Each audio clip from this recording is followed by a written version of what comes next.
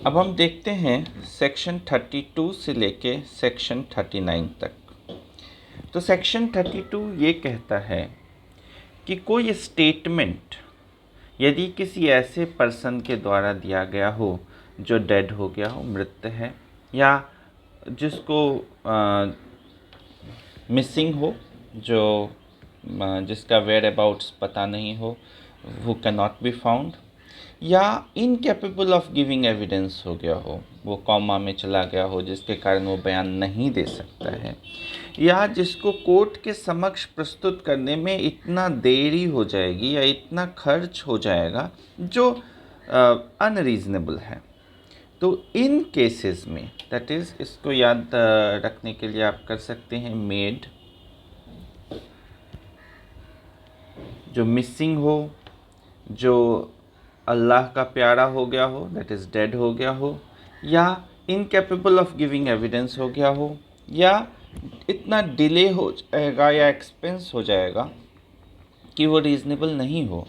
तो इन चारों केसेस में वो रेलिवेंट होगा उसका कथन, इन केस यदि ये इन चीज़ों से, जो 8 चीज़ें मेंशन्ड हैं, इन चीज़ों से रिलेटेड हो। तो क्या, सबसे पहले when it relates to cause of death, मृत्यु का कारण से संबंधित हो, या when it is made in course of business, course of business में दिया गया हो, या against the interest of maker हो, या एक ओपिनियन हो regarding public right and custom जो जनरल इंटरेस्ट का हो, या एग्जिस्टेंस ऑफ अ रिलेशनशिप को बताता हो, या एक विल या डीड से रिलेटेड हो रिगार्डिंग फैमिली अफेयर्स, या एक ऐसा ट्रांजैक्शन जो सेक्शन 13A में राइट्स और कस्टम्स की बात की गई है, तो राइट्स और कस्टम से रिलेटेड हो, या व्हेन बहुत सारे लोगों का कथन हो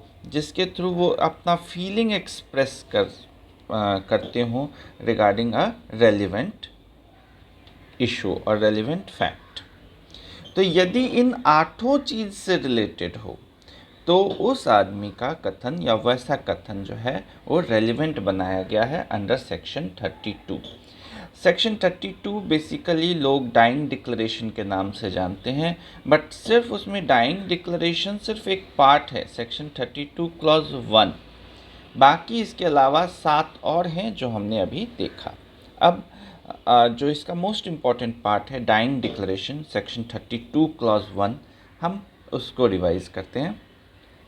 तो डाइंग डिक्लेरेशन बेसिकली एक लैटिन मैक्सिम है, नेमो मॉरिटूरस प्रेजेम्प्ट्योर मेंत्री, मतलब कि कोई भी व्यक्ति अपने जन्मदाता से अपने मुख में झूठ लेकर के नहीं मिलेगा, या झूठे मुंह वह अपने जन्मदाता के पास नहीं जाएगा।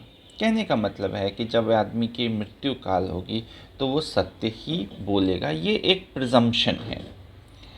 अब इंडियन लॉ में ऐसा कोई ज़रूरी नहीं जो आदमी ये कथन दे रहा हो या डाइंग डिक्लेरेशन हो, वो आदमी एक्सपेक्ट कर रहा हो अपनी मृत्यु, और यदि वो सरवाइव कर गया, यदि वो मर गया तो डाइंग डिक्लेरेशन हो जाएगा, और यदि वो सरवाइव कर गया तो उसका स्टेटमेंट कोरोबोरेशन या कॉन्ट्राडिक्शन के लिए भी यूज़ किया जा सकता है कोर्ट में। अब रीज़न्स क्या हैं डाइंग डिक्लेरेशन को एडमिसिबल बनाने के लिए? एक्चुअली प्रॉब्लम ये है कि हमने पहले ही पढ़ा था, कार्डिनल रूल ये है कि हियर से एविडेंस, कहीं सुनी बातों का साक्ष्य नहीं दिया जाएगा। लेकिन सेक्शन 32 और सेक्शन 33 में हियर से एविडेंस के कुछ एक्सेप्शंस बताए गए हैं, और इसमें एक एक्सेप्शन डाइंग डिक्लेरेशन भी है। तो उसका रीज़न ये है, एक तो नेसेसिटी, क्योंकि जो मृत व्यक्ति है वो खुद आकर के तो गवाही दे नहीं सकता, और इसलिए उसके अंतिम कथन को जो है वो मान्य माना गया है। और दूसरा एक्सट्रीमिटी इन द सेंस कि आदमी जब मर रहा हो, जो लैटिन मैक्सिमा हमने देखा था कि जब आदमी मर रहा हो तो वो ये मानेगा कि वो माना जाता है कि वो सत्य बोल रहा होगा। अब जो इंडियन लॉ है और इंग्लिश लॉ है उसमें कुछ डिस्टिंक्शन है। तो डिस्टिंक्शन बेसिकली 3 डिस्टिंक्शन है। सबसे पहले तो इंडियन लॉ में जो civil as well as criminal दोनों प्रोसीडिंग्स पे लागू होता है, बट इंग्लिश लॉ में सिर्फ और सिर्फ क्रिमिनल केस में ये एप्लीकेबल है। दूसरा कि जो इंग्लिश लॉ में सिर्फ मर्डर के केस में या मैनस्लॉटर के केस में ये एप्लीकेबल है, बट इंडियन लॉ में इवन इन सुसाइड केस, आत्महत्या यदि कोई किया है तब वो भी कवर किया जाता है, जो कि इंग्लिश लॉ में आत्महत्या नहीं कवर किया जाता है। और थर्ड पॉइंट इसमें यह है कि इंग्लिश लॉ में डाइंग डिक्लेरेशन जिस आदमी का हो, उस आदमी को ये एक्सपेक्टेशन है अपने डेथ की, उसे लग रहा है कि मैं मर रहा हूँ, मगर इंडियन लॉ में ऐसी कोई आवश्यकता नहीं है।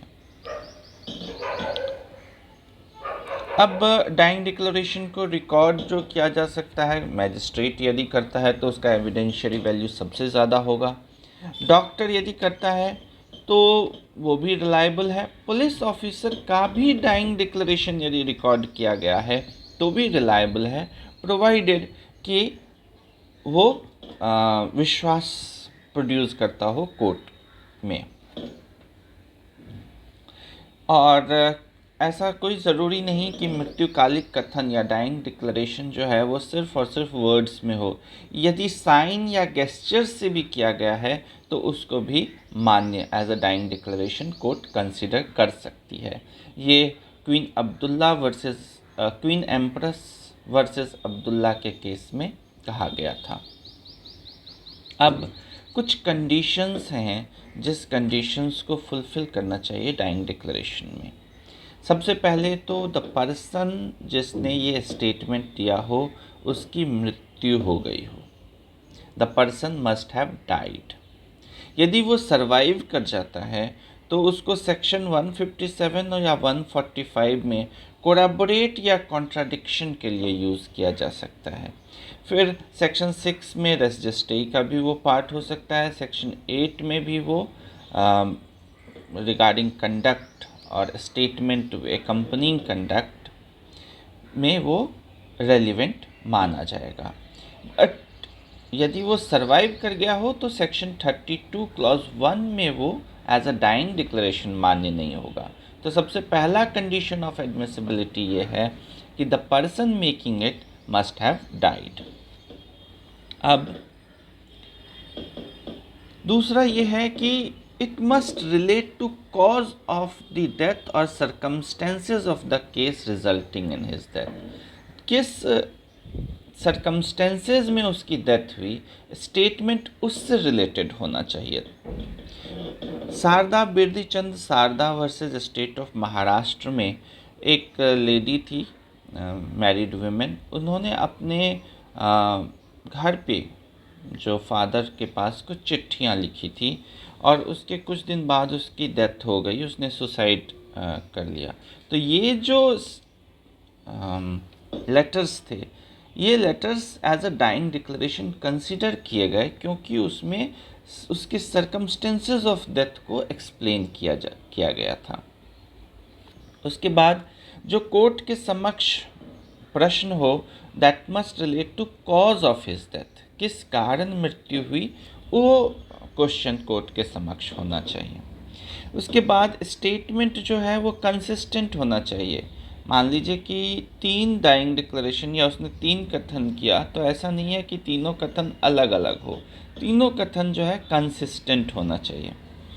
और कॉम्पिटेंस ऑफ डिक्लेरेंट, जो व्यक्ति डाइंग डिक्लेरेशन दे रहा है वो एक सही मानसिक स्थिति में होना चाहिए कि वो डाइंग डिक्लेरेशन दे सके। अब एविडेंशियरी वैल्यू क्या है डाइंग डिक्लेरेशन का? तो डाइंग डिक्लेरेशन पर कन्विक्शन बेस हो सकता है। ऐसा कोई बार नहीं है कि डाइंग डिक्लेरेशन पर कन्विक्शन नहीं होगा। Kushal Rao versus state of Bombay में कोर्ट ने क्लियर कर दिया था कि कन्विक्शन सोल डाइंग डिक्लेरेशन पर हो सकता है, बट रूल ऑफ प्रूडेंस या रूल ऑफ प्रूडेंस ये है कि उस पर कुछ न कुछ कोलैबोरेशन कोर्ट को देखना चाहिए जनरली। बट यदि डाइंग डिक्लेरेशन बहुत ही कॉन्फिडेंस जनरेट कर रहा हो कोर्ट में, तो उस पर कन्विक्शन भी बेस हो सकता है। अब सेक्शन 33 ये कहता है, ये भी एक हियर से एविडेंस का एक्सेप्शन है।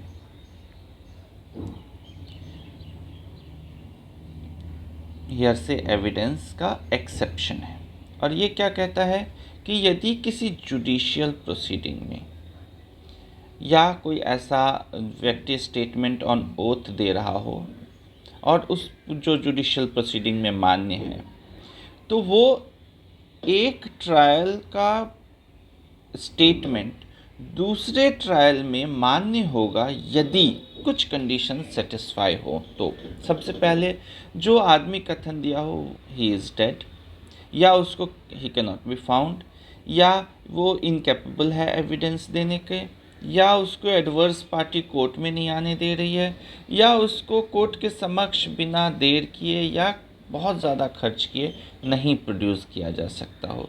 तो ऐसे व्यक्ति का कथन एक ट्रायल में जो है वो दूसरे ट्रायल में मान्य होगा इन केस यदि वो जो फर्स्ट प्रोसीडिंग है और सेकंड प्रोसीडिंग है वो बिटवीन सेम पार्टीज हो या उनके रिप्रेजेंटेटिव सेम हो, और जो फर्स्ट ट्रायल में या फर्स्ट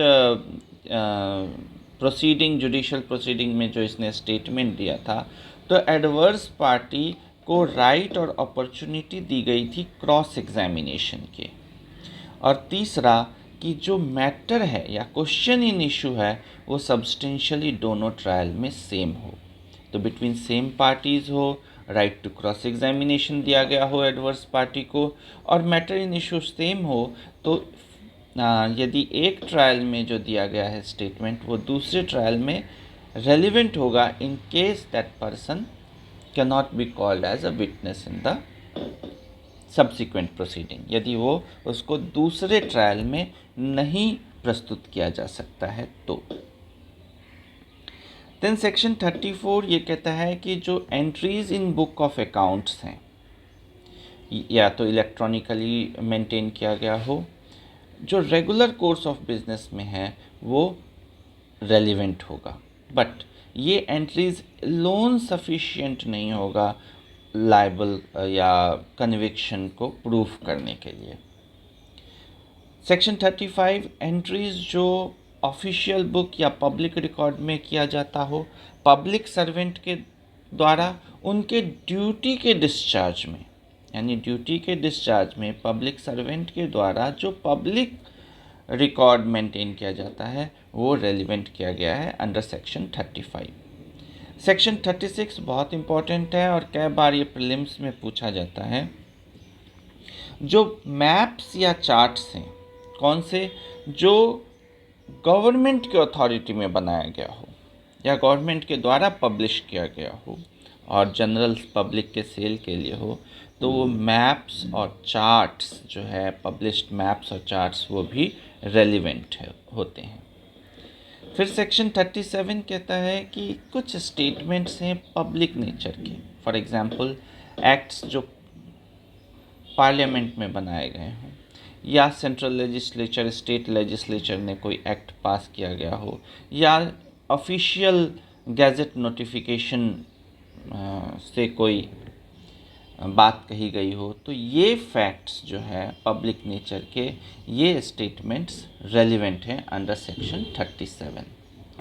सेक्शन 38 कहता है कि यदि कोई फॉरेन कंट्री का लॉ से रिलेटेड कोई स्टेटमेंट हो या कोई फॉरेन कंट्री से लॉ से कोई स्टेटमेंट हो, तो वो कब मान्य होगा? तो वो तब मान्य होगा या तो उस गवर्नमेंट में, फॉर एग्जांपल यदि हम कहते हैं कि पाकिस्तान में ऐसा लॉ है, तो पाकिस्तानी गवर्नमेंट द्वारा पब्लिश किया गया कोई बुक में वो बात लिखी गई हो तो वो रेलिवेंट होगा, या पाकिस्तानी कोर्ट के द्वारा दी गई रूलिंग्स जो पब्लिश की गई हो वो रेलिवेंट होगा। तो फॉरेन लॉ से रिलेटेड उस कंट्री के द्वारा पब्लिश किया गया कोई बुक या उस कंट्री में कोर्ट के द्वारा पब्लिश किया गया कोई रिपोर्ट रेलिवेंट होगा।